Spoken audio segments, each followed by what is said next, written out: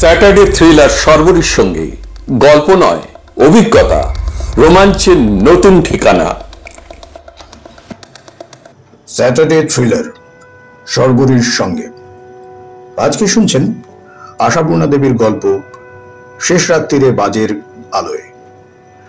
আশাপূর্ণা দেবী ছিলেন একজন প্রখ্যাত ভারতীয় বাঙালি ঔপন্যাসিক, ছোট গল্পকার ও শিশু সাহিত্যিক। বিংশ শতকের সাধারণ বাঙালি নারীর জীবন ও মনস্তত্ত্ব ছিল তার লেখার প্রধান বিষয়। প্রথাগত শিক্ষা ও পাশ্চাত্য সাহিত্যের জ্ঞান না থাকলেও অসাধারণ অন্তর্দৃষ্টি ও পর্যবেক্ষণ ক্ষমতার জন্য তিনি বাংলা সাহিত্যে অসামান্য স্থান করে নেন। তার প্রথম প্রতিশ্রুতি, সুবর্ণলতা ও বকুল কথা উপন্যাসত্রয়ী বাংলা সাহিত্যের শ্রেষ্ঠ কীর্তিগুলির মধ্যে অন্যতম। তিনি প্রায় ১৫০০ ছোট গল্প ও ২৫০-র বেশি উপন্যাস লিখেছেন। সাহিত্য ক্ষেত্রে অবদানের জন্য তিনি জ্ঞানপীঠ, রবীন্দ্র পুরস্কার, সাহিত্য একাডেমি ফেলোশিপ সহ বহু সম্মানে ভূষিত হন। আজকে শুনছেন তার লেখা একটি অলৌকিক কাহিনী, শেষ রাত্রিরে বাজের আলোয়। গল্প নয়, অভিজ্ঞতা, রোমাঞ্চের নতুন ঠিকানা। আসুন স্যাটারডে থ্রিলার সর্বরীর সঙ্গে।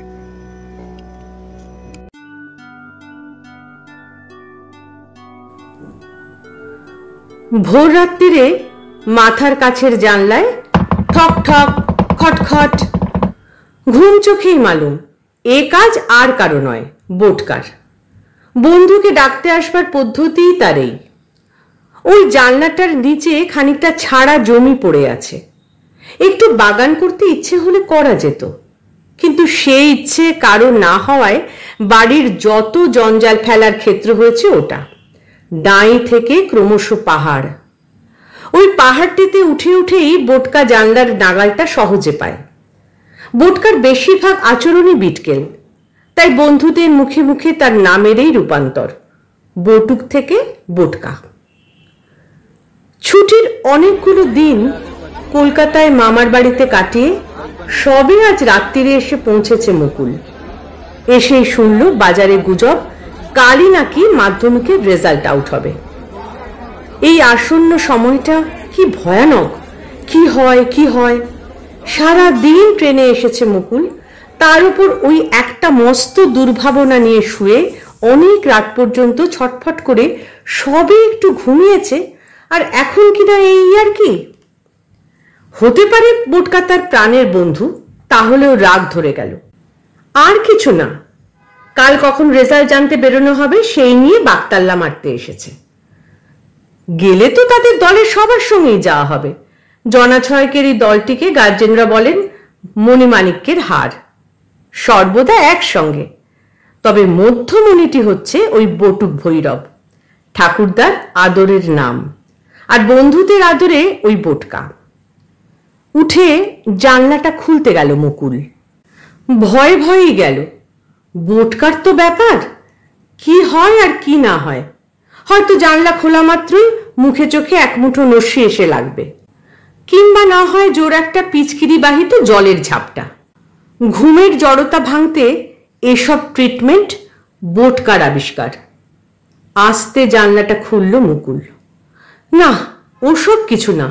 নস্যি নয়, লঙ্কার গুঁড়ো নয়, পিচকিরির জল নয়, শুধু একটা ফিসফিস কথা, হ্যাঁ চুপি চুপি বেরিয়ে আয়। বেরিয়ে আসবো? কটা বেজেছে? তা জানি না, তুই আয় না। এই রাত্রির সময় বেরোবো কেন? কি ব্যাপার বলবি তো? বোটকা আরো ফিসফিসে গলায় বলল, বলবো, বাইরে আয় বলছি। খুব বিচ্ছিরি একটা ব্যাপার হয়ে গেছে, মানে মানে একটা মিসআপ, মানে কি কি কি কি হয়েছে? কার হয়েছে? কার হয়েছে? কে বলল?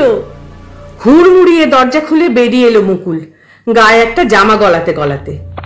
এলো সেই জঞ্জালের শ্রীক্ষেত্রের ওপরই, যেখানে ৭ জন্মে পা ফেলে না সে। কিন্তু এখন তো আর অত চিন্তা করলে চলে না, যা শুনেছে। ঘড়িটাও দেখে আসা হলো না। বেরিয়ে এসে বলল, এই বোটকা, কই তুই? এই তো, এই যে। দেখতে পাচ্ছি না, যা অন্ধকার। আচ্ছা, এখনো তো ফিসফিস করে কথা বলছিস কেন? এখানে কে আছে? ওই তো হয়েছে মুশকিল। মুকুল আবার বলল, বাবা কি অন্ধকার। ফিসফিসে বলল, হবেই তো, আকাশে কত মেঘ।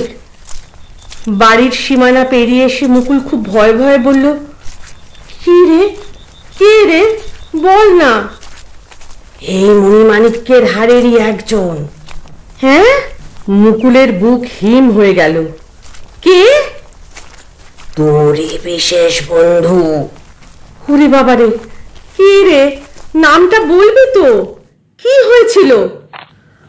বোটকার ভাঙা ফিসফিসে গলা থেকে উত্তর এলো, কিছুই না, স্রেফ খেলোর কীর্তি। বোটকা আগে আগে, মুকুল পিছু পিছু। বোটকারে একটু দাঁড়া, ঘটনাটা খুলে বল। খুলে বলবার কি আছে, গিয়েই তো দেখতে পাবি। জোরে জোরে আয়, জোরে জোরে আয়। তবু মুকুল একটু দাঁড়িয়ে পড়ে যেন গন্ধ শোকার মতো এদিক ওদিক তাকিয়ে বললে, কই, কোনো বাড়ি থেকে তো কান্নার শব্দ টব্দ। এই বোটকা, এই অত এগিয়ে যাচ্ছিস কেন? অন্ধকার ঘন থেকে আরো ঘন হচ্ছে, কারণ আকাশে মেঘ বাড়ছে। কোথায় যেন একসঙ্গে এক পাল শিয়াল ডেকে উঠল, ঠিক মানুষের ছেলের ডুকরে ডুকরে কান্নার মতো। গা ছমছম করে ওঠে মুকুলের। সে কোনোদিনই বোটকার মতো ডাকা বুকো নয়। বোটকা তো নিয়ম করে কালীপুজোর রাত্রিরে শ্মশান কালী দেখতে যায় সেই কোন ছোটবেলা থেকে। মুকুল জন্মে একবারও না। এই কোন দিকে যাচ্ছি রে আমরা? ঠিক দিকেই। কাদের বাড়ি বল না রে। আই না, দেখতেই তো পাবে। কিন্তু ভালো জ্বালা। হঠাৎ ভারী রাগ হয়ে যায় মুকুলের। মাঝরাত্রিরে ঘুম থেকে তুলে এনে এত রহস্য রোমাঞ্চের দরকারটা কি? বলে দিলাম মিশা, আবার বলল স্রেফ কেলোর কীর্তি। কথাগুলোর মানে জানে না, বলে দিল আন্তাবরি। কি হয়েছে, বন্ধুদের মধ্যে কি মারা গেল, এসব না বলে বাবু গোয়েন্দা গল্পের নায়কের মতো অ্যাসিস্ট্যান্টকে অন্ধকারে রেখে চালিয়ে নিয়ে যাচ্ছেন। আয় না, আয় না। কেন রে বাবা, কোথায় যাচ্ছি জানতে হবে না? আসলে হয়তো এই খবরটা বোটকার একটা বিদঘুটে ঠাট্টা। সেবারে যেমন মেলা দেখতে গিয়ে দল ছাড়া হয়ে বাবু বেপাত্তা, 5 জনে আতিপাতি খুঁজে আর ডেকে ডেকে গলা ভেঙে হতাশ হয়ে ফিরে আসার সময় দেখে একটা লোক গাছতলায় এক টুকরো কাগজ নিয়ে দাঁড়িয়ে। এই যে আপনাদের দিতে বলে গেল ওই দাদা বাবুটা। বলেই হাওয়া। কাগজে লেখা, আমি চললাম, বাড়িতে বলে দিস কেউ যেন খুঁজতে চেষ্টা না করে, খুঁজলেও পাবে না। হাউ মাউ করে সবাই ওর বাড়ি ছুটে গিয়ে দেখে কিনা বাড়িতে বসে দন্তমানিক হয়ে বাবু এক বাটি মুড়ি খাচ্ছেন ফুলুরি দিয়ে। ওদের দেখে বলল, আয় খা, ফার্স্ট ক্লাস ফুলুরি ভেজেছে বৌদি। সেই রকম কিছু একটা হবে নির্ঘাত। মুকুল হঠাৎ দাঁড়িয়ে পড়ে বলে, এ কি, আমরা জিপ কাটা কালী মন্দিরের দিকে যাচ্ছি নাকি? তাই তো। ওখানে কি? ওখানেই তো। মিসাক মানে জানিস? হ্যাঁ, মানে আর কি, মারা যাওয়া একজন মরে গেছে। মুকুল চেঁচিয়ে উঠল, তোর ফিসফিসানি ছাড়বে কি? কে তা বলবি? বললে তুই বড্ড ভয় পাবি, খুব কষ্ট পাবি। মুকুল বলল, বন্ধুদের মধ্যে থেকে কেউ মরে গেলে কষ্ট তো পেতেই হবে, ভয় পাবো কেন? এই বোটকা, বুঝতে পারছি সব তোর চালাকি। মন্দিরে কোনো সন্ন্যাসী টন্যাসী এসেছে বুঝি? না রে। তবে কি জন্য ওখানে নিয়ে যাচ্ছিস? বোটকা বলল, বন্ধুর মরাটা দেখাতে। বটে বটে, সাধে তোর নাম দেওয়া হয়েছে বোটকা বিটকেল।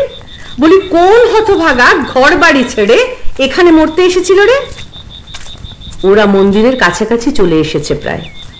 কোনো এক সময়ে এই মহাকালীর মন্দিরের কালীর 1 হাত লম্বা জিপটা ছিল পুরো সোনার। কিন্তু ওই রকম হলে যা হয়, নদী তীরে শ্মশানের কাছাকাছি মন্দির, পাহারাদারের মধ্যে বুড়ো পুরোহিত। হঠাৎ একদিন সকালে দেখা গেল বুড়ো পুরুতের গলাটা কাটা আর মা কালীর জিভখানি কাটা। তা পুরুতের গলা কাটা মুন্ডুটা পড়েই রয়েছে, কিন্তু মা কালীর জিভখানি উধাও। সেই অবধি আর এখানে পুজো পাঠ নেই। জিভ হারানো হাঁ করা কালীর মূর্তিটি একটি বিভীষণা ভয়াবহ দৃশ্য হয়ে পড়ে আছে।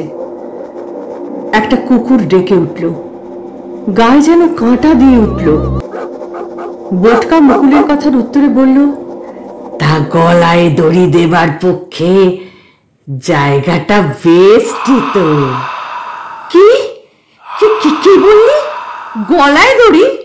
মুকুল ভাঙা গলায় চেঁচিয়ে উঠল, কে গলায় দড়ি দিয়েছে? আমি দিয়ে ফেলেছি রে, তাই তো গলা দিয়ে শব্দ বেরোচ্ছে না। আমি?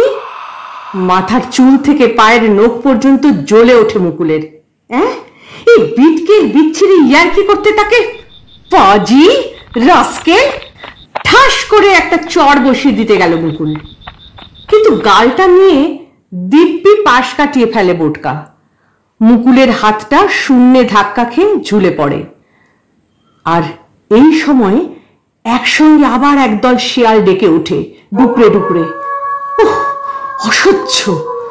মুকুল ব্যাঙ্গের গলায় বলে, ও তুমি দিয়েছ? বাহ দয়াময়, হঠাৎ গলায় দড়ি দেওয়ার স্বাদ হলো কেন? রেজাল্ট তো বেরোয়নি এখনো। ওই তো বলে কে, দুর্মতি। হঠাৎ মনে হলো যদি ফেল করি তাহলে তো গলায় দড়ি দেওয়া ছাড়া উপায় নেই। তো কিভাবে গলায় দড়ি দিতে হয়, দিলে কিরকম মনে হয়, তাই পরীক্ষার জন্য একটা দড়ি নিয়ে এখানে চলে এসে আলগা করে একটু দেখছি। হঠাৎ যে কি হলো, দড়িটা জড়িয়ে ফড়িয়ে টাইট দিতে লাগলো, ব্যাস ফিনিশ। মুকুল বলল, আশা করি তোমার এই রহস্য রোমাঞ্চ সিরিজের গল্পটাও ফিনিশ হয়েছে, এবার আমি ফিরছি। বলতে না বলতে মুকুলের ভাগ্যে কড়কড়িয়ে বাজ, হুড়মুড়িয়ে বৃষ্টি। নিরুপায় হয়ে দরজাহাট মন্দিরের মধ্যেটাই ঢুকে পড়তে হয়। চেঁচিয়ে বলে ওঠে মুকুল, এই বোটকা, ভিতরে ঢুকে আয়। বোটকার ক্ষীণ স্বর ফিসফিসিয়ে বলে, আমি তো ভেতরেই আছি। তার মানে আগেই ঢুকে পড়েছে, চালু আছে বেশ। রাত হয়তো শেষ হয়ে এসেছে, কিন্তু এই মেঘের চাপে সব অন্ধকার।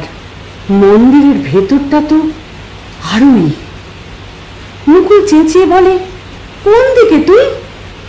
এই তো ঠাকুরের পাশে, ঠাকুরের কাঠরায় ঝুলছি। এইখানে ঝুলে ঝুলে পচে গলে শেষ হয়ে যাব, কেউ টের পাবে না।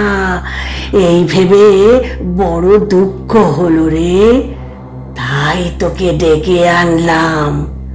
ওহ অসহ্য! সেই গোয়ার তুমি ঠাট্টাটা চালিয়েই চলেছে, নাকি হঠাৎ মাথাটা খারাপ হয়ে গেছে ছেলেটার? অনেকদিন তো ছিল না মুকুল, কে জানে বাবা। সত্যি মিথ্যে বুঝতে বলে উঠল মুকুল, আমি কিন্তু এই বৃষ্টির মধ্যে চলে যাচ্ছি বোটকা, আর ভালো লাগছে না। বোটকা বলল, বাহ বাহ, বাড়িতে খবরটা দিস ভাই। মা। কথাটা শেষ হবার আগেই কড়কড়িয়ে কোথায় একটা বাজ পড়ল। আকাশ জুড়ে যেন একটা আগুনের ফিতে খেলে গেল, আর আর সেই আলোয় মন্দিরের মধ্যেটা মুহূর্তের জন্য আলোয় ভরে গেল। সব স্পষ্ট হয়ে উঠল, সবটাই দেখা গেল স্পষ্ট পরিষ্কার। হাত খানেক জিভ হারিয়ে ফেলা মা কালীর ভয়াবহ হাঁ করা মুখের পাশেই হাত খানেক জিভ বেরিয়ে ঝুলে পড়া বটুক ভৈরবের আরো ভয়ঙ্কর মুখটা। আর কিছু না পেয়ে ঠাকুরের কাঠরার উঁচু ছত্রিতে দড়ির ফাঁসটা বেঁধেছিল বুটকা, জড়িয়ে ফড়িয়ে গিয়েছে মা কালীর মুকুটের খোঁজায়।